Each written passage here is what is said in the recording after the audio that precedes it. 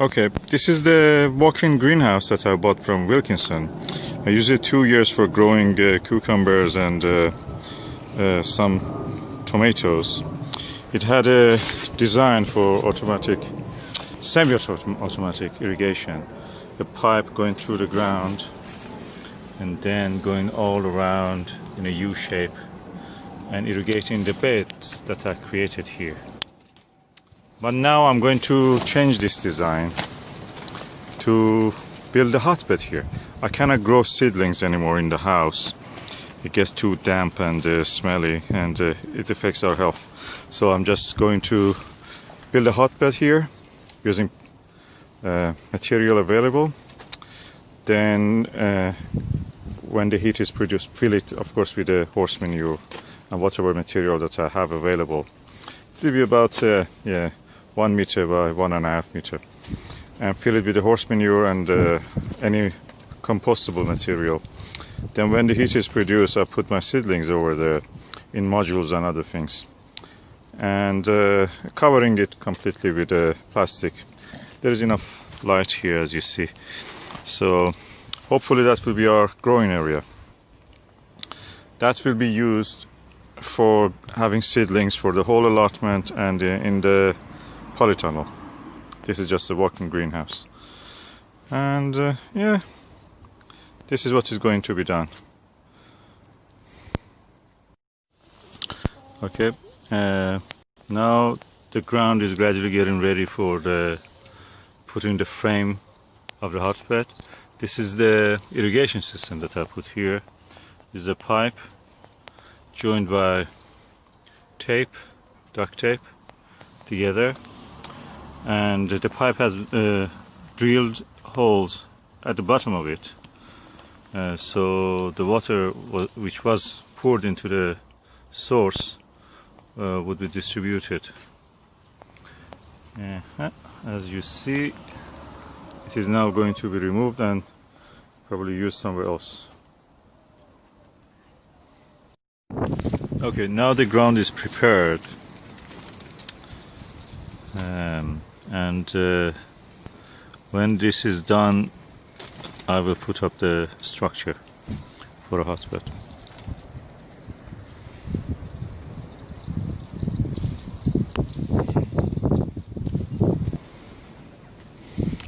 Okay, now I've covered the ground with the tarpaulin, so there will be a surface that the weeds cannot grow through it, hopefully. Nothing can stop bindweed anyway, don't believe it. But hoping that anyway, most of the weeds will be suppressed, and whatever I can see comes through, I will remove it by hand.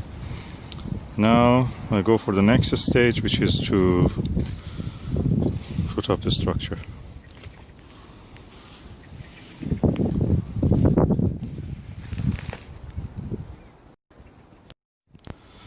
Hotbed is now finished making the structure in less than 2 hours. It's amazing. I joined the corners of the hotbed with wire because I'm not sure if it will be a permanent structure. I will see how it is doing. If it is good enough and it works, I will just keep it. But really, I don't need to screw anything because this is contained practically. Just join them just in the case if they collapse inward until I put the horse manure before that. So, hotbed finished. It's beautiful. And I'm happy that on the Christmas Eve I finished the hotbed. It was really growing on me. I thought that, oh, I'd never finish.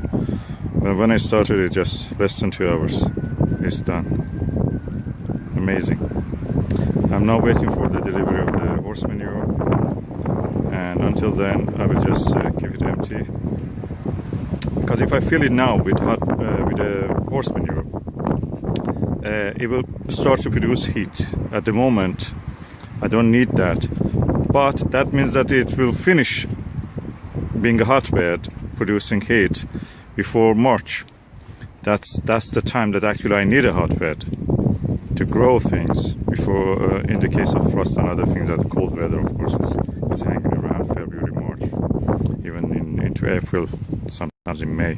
So I really need that to do a little bit in the new year, getting the horse manure, putting it there, and see how it will do. Merry Christmas. Okay, now I'm going to line up the interior of the hotbed with this plastic sheet material. So the manure will be contained here. It will exclude the light. Also, I need this polytunnel to be clean.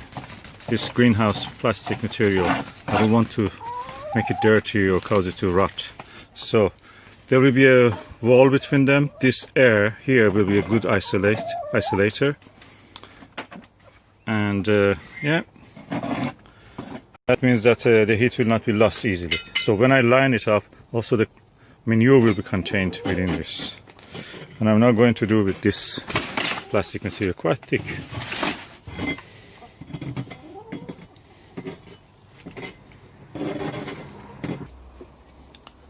Okay, now I have lined up inside the hotbed with this plastic sheeting, and it will exclude the light, keeps the heat here, and also keeps the membrane of the greenhouse clean as much as possible, humanly possible.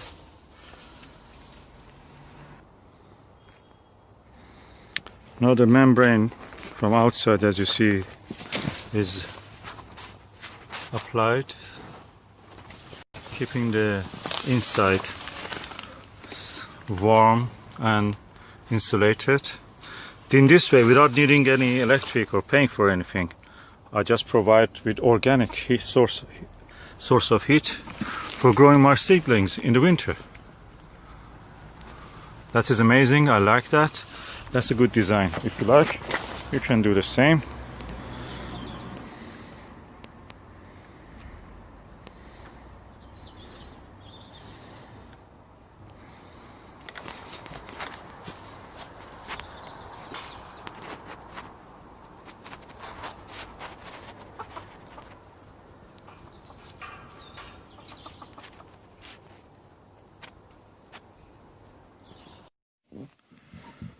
Hotbeds, How to Grow Early Crops Using an Age-Old Technique by Jack First. I was in London because of my job. I have to travel to different parts of London. And during the break I went to a bookshop and yeah, I found this book. And very interesting. It inspired me actually, inspired me to build my own hotbed.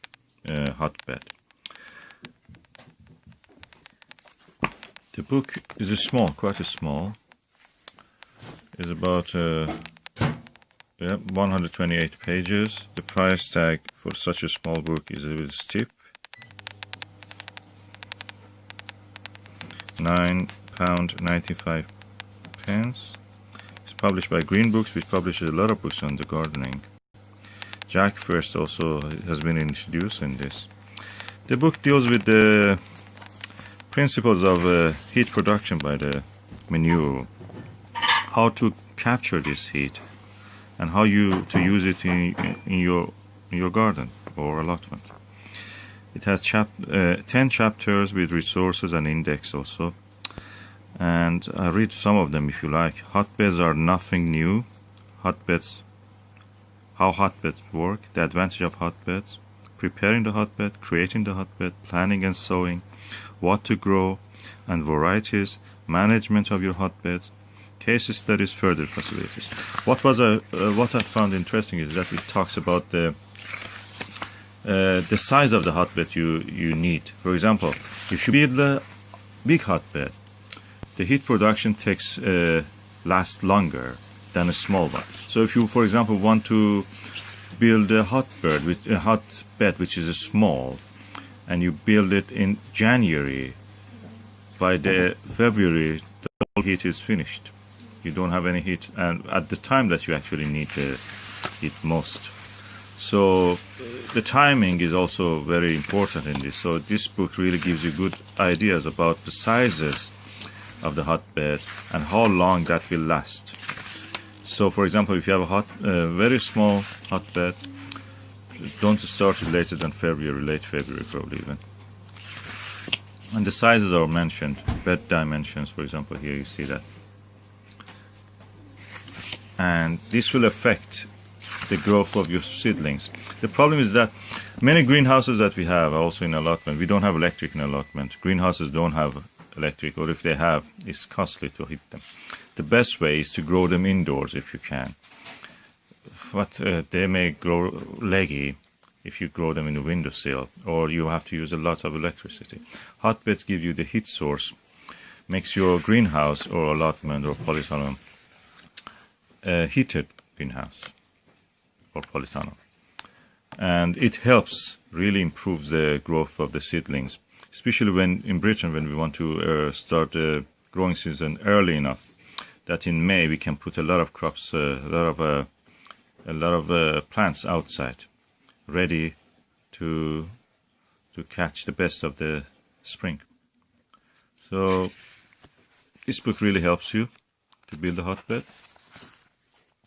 I have such a thing in my allotment. I don't want to grow my seedlings anymore in the home because they get really leggy, and also here it makes the atmosphere damp and moist, and it's really not good for health. So I grow them in the old walk-in greenhouse, plastic greenhouse that I bought from the Wilkinson. £40 is the usual price for it, but I bought it £25. It was an offer. I use it for growing cucumbers and tomatoes, but now I have a polytunnel for that, so I'll use this one now for, and I showed that I built a hotbed inside that. It captures it keeps the heat well. Then when it is full of the horse manure, I will put the trays of the seedlings inside that and cover it with a sheet of plastic. That will provide a very good warm environment for my seedlings to grow, for early growth, and then I will have my seedlings already prepared for planting outside when the time comes. As I told, the book is small, it's a bit pricey, but yeah, why not? If you want a book that is different, this is the one. How many books we have about allotment gardening and all these things, and only one book about this. There were in the olden times some more books than this, but that's it. Now this is a modern summary of whatever we know about hotbeds. Small book, but very good and actually rare. I recommend this book.